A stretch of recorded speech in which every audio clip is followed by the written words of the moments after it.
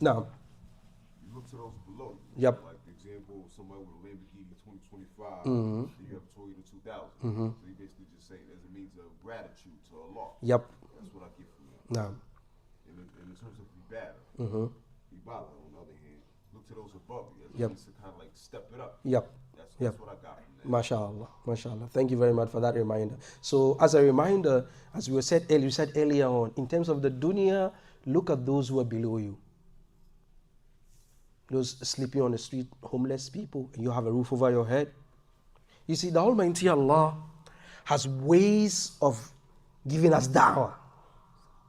The Almighty Allah has His own ways of giving us da'wah, which is, you are in a bus, okay?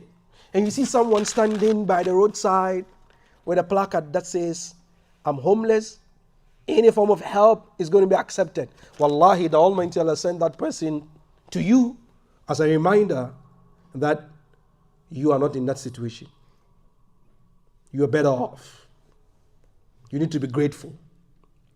The problem of human beings generally is that when we talk about blessings, we only think of the fat pocket. Fat pocket. That's it.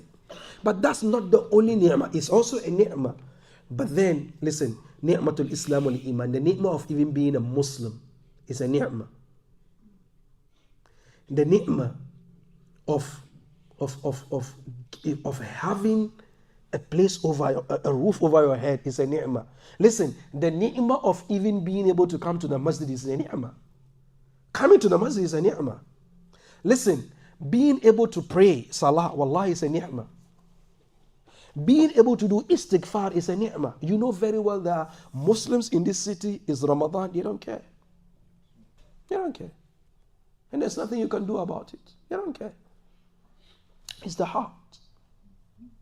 And do you think that you can be better off than them?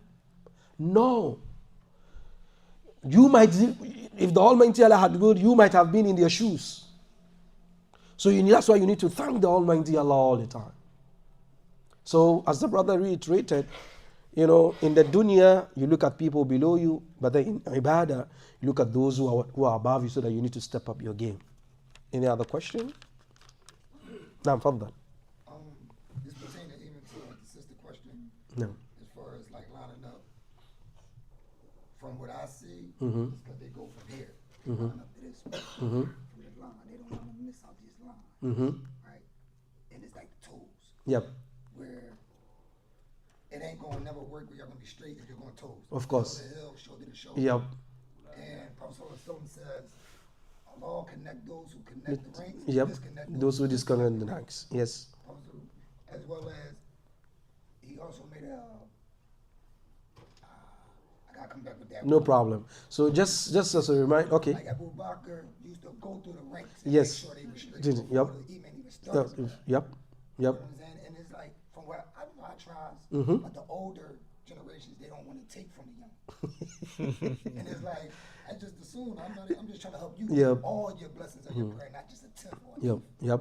You know Yep. what I'm saying? Yep. And it's like, I think more cook bars or speeches. Which is on education on that. implementing Yes. it, Yes. You know what I'm saying? Because it's also conditions, prayer, Yes. and requirements. Yep. Just for your prayer to get accepted.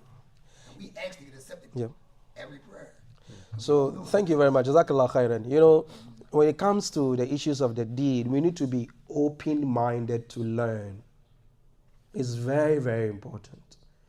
Because this deen, these acts and activities that we engage in, that's our pathway towards Jannah.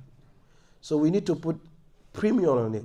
Same way when we go to school, some people are going to night school, some people are going for MBA, some people are going for MPhils, and then they're learning everything because they want to have degrees and get promotions at job, get pay rises and stuff like that.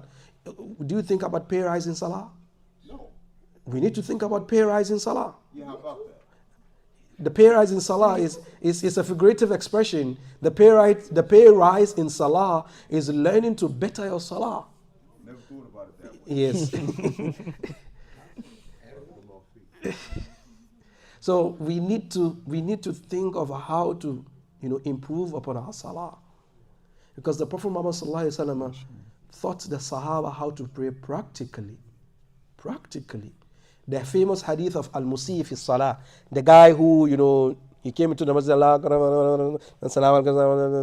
and then he came and he said salam to the Prophet. The Prophet said, go back and pray. You've not prayed. Repeat your salah because you rushed through. He went, and then again, he came back. The Prophet told him, go back. He went, he said, go back. He said, Ya Rasulullah, this is the best salah I could ever do. Teach me. And the Prophet ﷺ taught him how to pray. And I think in our last class, there was this man who brought his son here in the masjid. He was teaching him how to pray. As we were having the salah, as we were having the class, he was teaching the boy how to pray, how to stand. Because people do not know. Some people, they stand and then their feet are like this.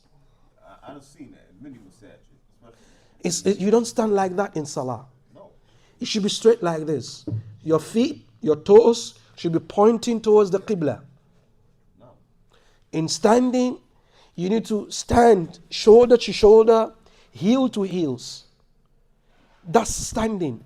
When you go to ruku, you need to go to ruku in a way that your back is what is perpendicular, as they say, at a 90 degrees. Unless maybe you have some medical complications. But then if you are healthy and well, that's how you do ruku, with your back straight.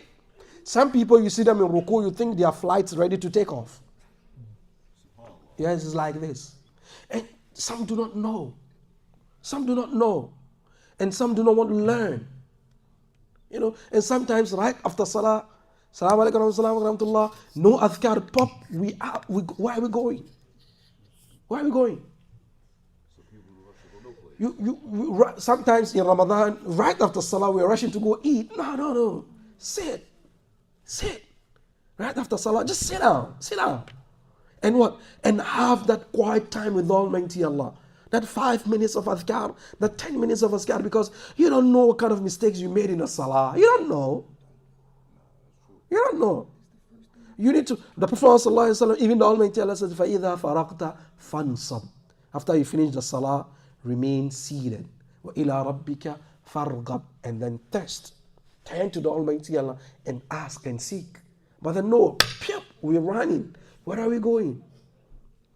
If there's a multi-million-dollar business that you want to go and sign, is the Almighty Allah is going to approve of that? And you're not giving the Almighty Allah the time.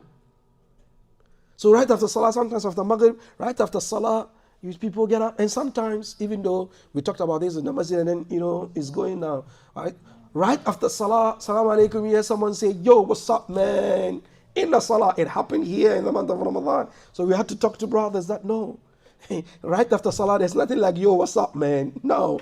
It's astaghfirullah, astaghfirullah, astaghfirullah. Allahumma anta salam wa minka salam wa ilayka. If you can't say that in Arabic language, sit down and have that mental conversation with Almighty Allah. Have that heart-to-heart talk with Almighty Allah. And then later go and learn adhkar. But then, yo, man, it's been a while, I haven't seen you, man. And other people want to have their adhkar and then you are inconveniencing them. Or other brothers have not finished the salah. Maybe they missed the rakah. They're making it up and then you are having your conversation. Oh, man, I miss you, man. Where have you been, man? It's been a while. I see you, man. You still got that car, man. We need to go for a ride. No. That's not the time and the place for that conversation. Do the adhkar. After the adhkar, and you go out, talk about your billion-dollar business. Outside. Because you see, as I always say, Islam is a full-time job. It's a full-time job. You clock in at 12 a.m., you clock out at 12 a.m. with Almighty Allah. No. Islam is a full-time job. And as we say these things, we're not saying this to call people out or to shame them or mock them. No. We're trying so that you and I all will find a pathway to Jannah. Because if the salah is not right, the Prophet ﷺ said, أَوَّلُ مَا يُحَاسَبُ بِهِ الْعَبْدِ يَوْمَ الْقِيَامَةِ الصَّلَاةِ. The first thing will be questioned about on the day of Qiyamah is what? It's as-salah. فَإِنْ صَلَحَتْ. If she is correct, the rest of the stuff are correct. But if the salah is not correct, they're not even going to look at your zakat and your siyam, because salah is the principal thing. So it's important that we learn. And the issue between about, the old and then the new, elderly and the younger people, the deen is not, I want to say this, it's not the preserve of the old people. It's not an old men's club. The deen is not an old men's club. The deen is a deen of knowledge. The deen is the deen of knowledge. So if a young person comes and then he tells us, oh, granddad, daddy, uncle, oh, you're doing this, there's a hadith. It happened to me. A man was praying next to me, and it was tahiyya, he had his two palms on his knees like this. So he was going to say salam, and then he did this, assalamu alaikum rahmatullah, assalamu alaikum rahmatullah. So he turned the palms. So me, I'm curious, and I said, okay, I have a question. He said, yes, what? I said, I seen you, say salam like this, your hands were like this, but then when you're saying salam to the right, you turn your hand, salam alaikum rahmatullah, salam alaikum rahmatullah. I want to know if there's any hadith. He said, hey, I've been praying salah before your mother was born. Leave me alone. I said, okay. He's been praying. He's been offering salah long before my mother was born. Not to even talk about me. So I should leave him alone with what he's doing. I kept quiet. Yes. So you see, some people feel intimidated when they're doing something wrong and then you want to correct them. That is why finding a very strategic and a tactical way of correcting them is very, very, very important. Let's not correct people the wrong way. It's a hadith on actually how to do that. Yeah. I believe it was Hassan Hussein. Mm-hmm. He witnessed an elder brother. Yes. Mr. Wu. Yes. You So yes, the hadith of Hassan and Hussein, they came, grandsons of the Prophet Muhammad sallallahu alaihi wasallam. They came and then they found an old man, performing wudu. And then he did the wudu messed up. And these young boys wanted to teach the old man how to do wudu. So they started fighting. This guy will pull this guy. And the old man was like, hey, wait, grandsons of the Prophet, you shouldn't be fighting. What's going on? And Hussein said, I don't know how to do wudu. And I'm telling him he doesn't know, I know how to do it better than him. And then that's why we're arguing. So the old man said, okay, come, do wudu and let me see. So Hassan does the wudu. And then Hussein does the wudu exactly. And the old man realized that no, it is not them who do not know how to do wudu. It is him rather who doesn't know how to do wudu. And then he was like, okay, it's me rather, not you guys. So, yes, our fathers, our uncles, they are elderly, they are our fathers. Of course, some of them have been practicing this deen long before we were born. But the knowledge is very vast and wide. So we want them to understand that that's why they put us through the education, for us to go and learn. Because if they remain on something that is wrong and then we come and then we follow same suit, we are not progressing. Or correct them. Let's find a way correcting them. Sometimes when you want to talk about to someone publicly, if they're doing something wrong, they won't take it. Their ego is not going to allow them. But if you find a way of doing it tactically, it's going to go a long way to help them. Yes. My son was just telling me he want to get a corn roll or something. Mm-hmm. It's the sunnah of the prophet. Yes, this is a very controversial statement. That sometimes we see some of our brothers have braids. What's the ruling on that? Yes, the Prophet Muhammad sallallahu alaihi wasallam, when he migrated from Mecca to Medina, when he got to Medina, he didn't have his turban on. His hair was exposed, and then he had braids on his head. He had braids. Yes, the Prophet Muhammad sallallahu alaihi wasallam had braids. He had four. There were 4 braids on his head. The hadith is in Tirmidhi. He had braids on his head. Now the question is, did the Prophet Muhammad sallallahu alaihi wasallam have those braids on his head because he's Muhammad Rasulullah sallallahu alaihi wasallam, or he's Muhammad bin Abdullah the Arab man? Because we need to differentiate between what is Arab culture and what is Islam. Because the Prophet Muhammad sallallahu alaihi wasallam, when he had those braids because he is Muhammad the Arab. Because Arabs at that time had braids on. It was a man thing. I'm coming from Africa, Ghana to be specific. If you have braids on, as a man, you are called promiscuous. What? Yes. It's promiscuous men who have braids on from the community that I'm coming from. Braids from the community I'm coming from is a female thing. Men do not have braids from the community that I'm coming from. You see the izar that you wear, the wrappers around your waist. From the community that I'm coming from, it is female dressing, not male dressing. So I'm coming. So wait, guys, wait.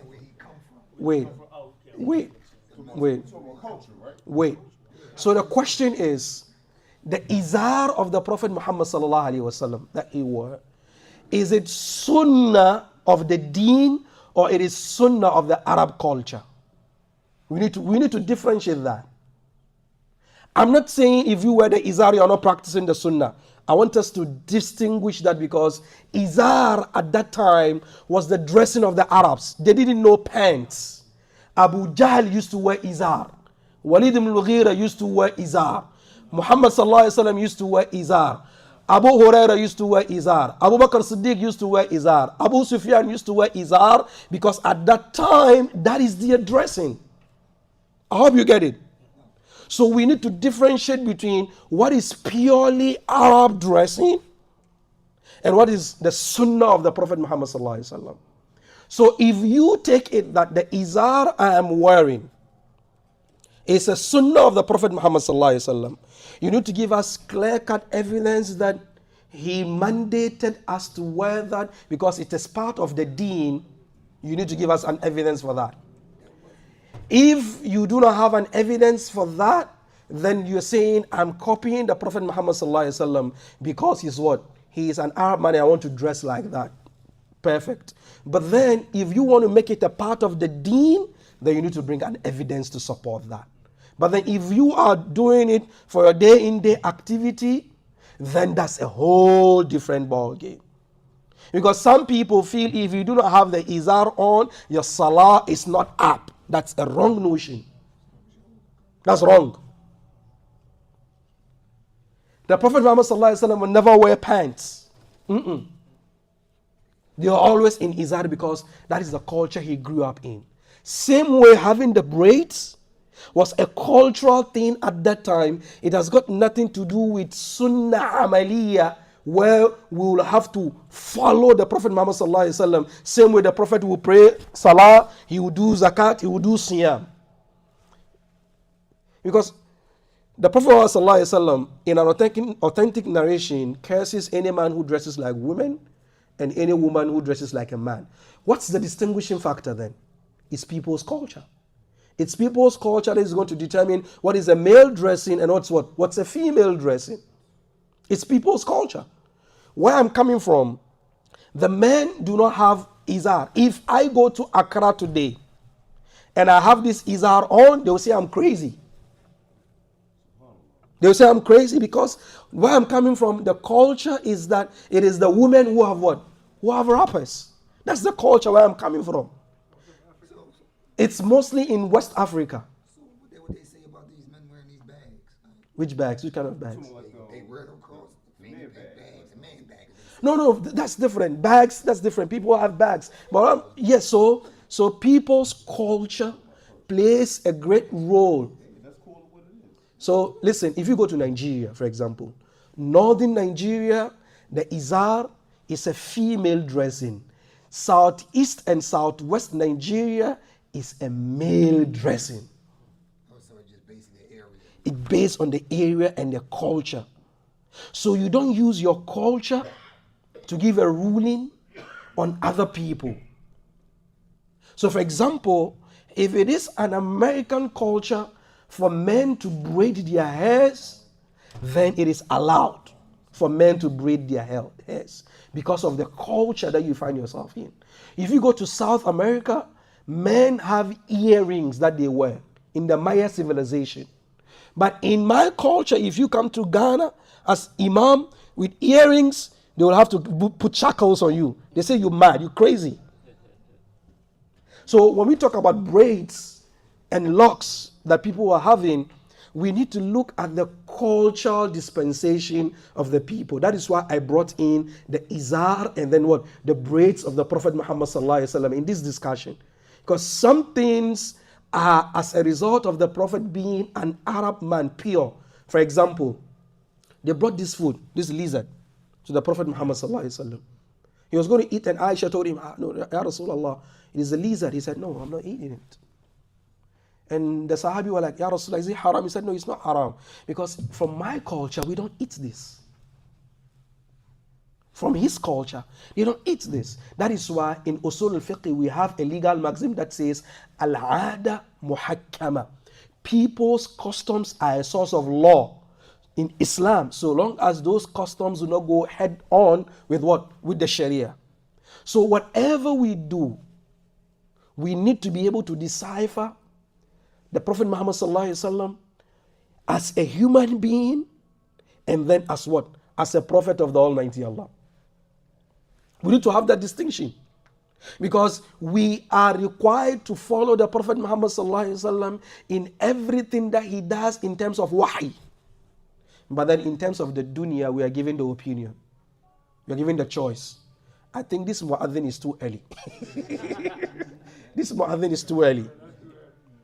This mu'adhin is too early. So in terms of the dunya stuff, we are given the choice to what?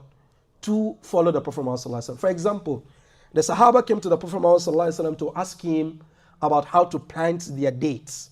And the Prophet Muhammad sallallahu alaihi wasallam told them, he gave them his opinion. They planted their dates, but that year they incurred a lot of losses. So they came to the Prophet Muhammad sallallahu alaihi wasallam and said, Ya Rasulullah, you taught us to do it this way, but then it didn't work. And he told them, you know this stuff better than I do. Why will I come to you to ask me? I only give you my opinion. So he told them, Antum adrabi umuri dunyakum. The things of the dunya, you know it more. So go take care of stuff according to your dunya. But then when it comes to the deen, we follow him 500%. Sorry, 100%. Sorry, 100%. When I say 500%, you don't need to add more. So, issues of the izar, issues of people braiding their hair, we need to look at the cultural context of it.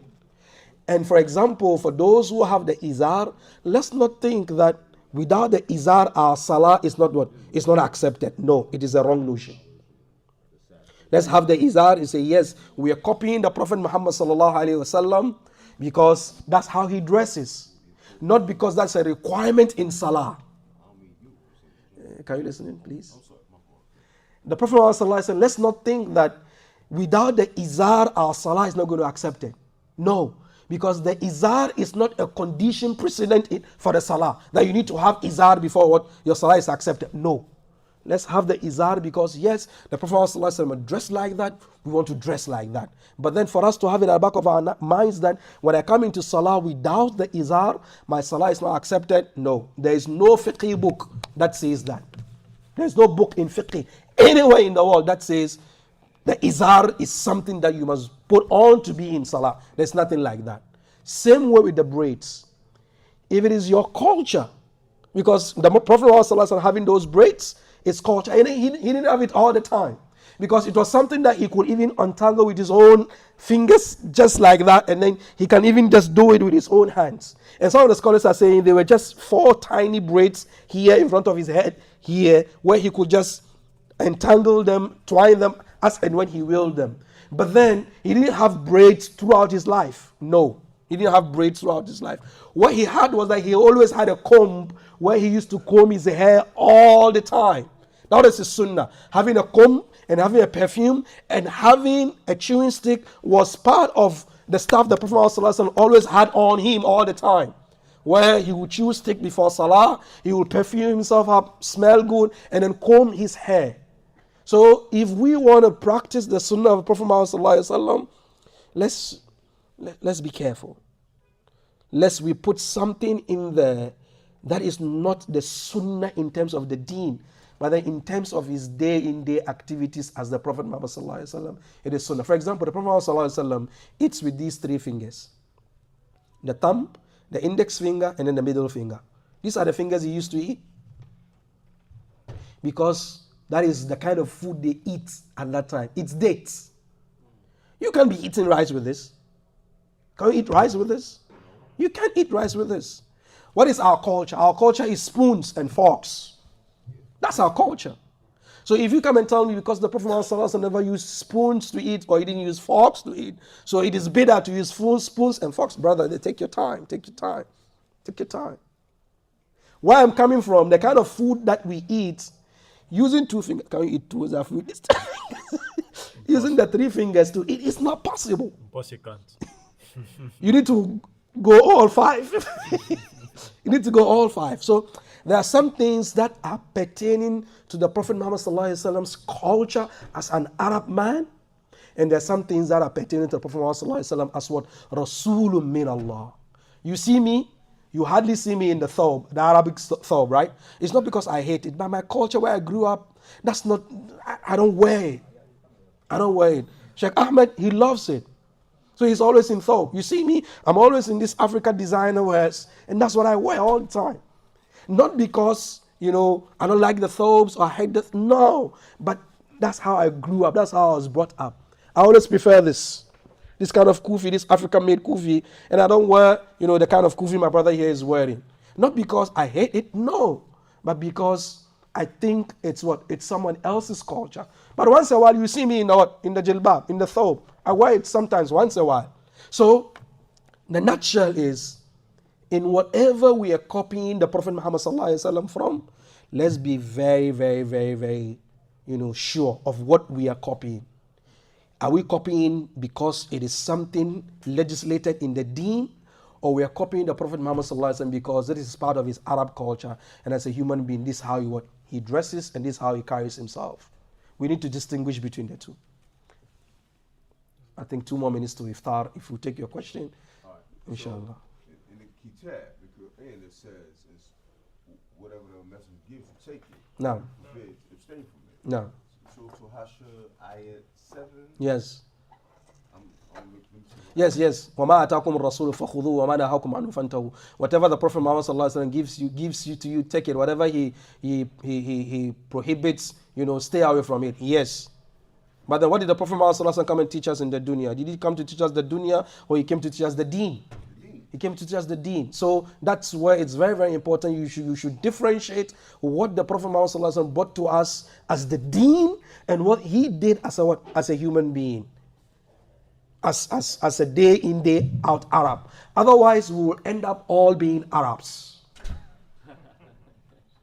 Because you stop speaking the English language, you all end up speaking the Arabic language. You stop wearing your shirts and your pants, you all go with, because it's not only the izar, he also has the rida, he has it on top again.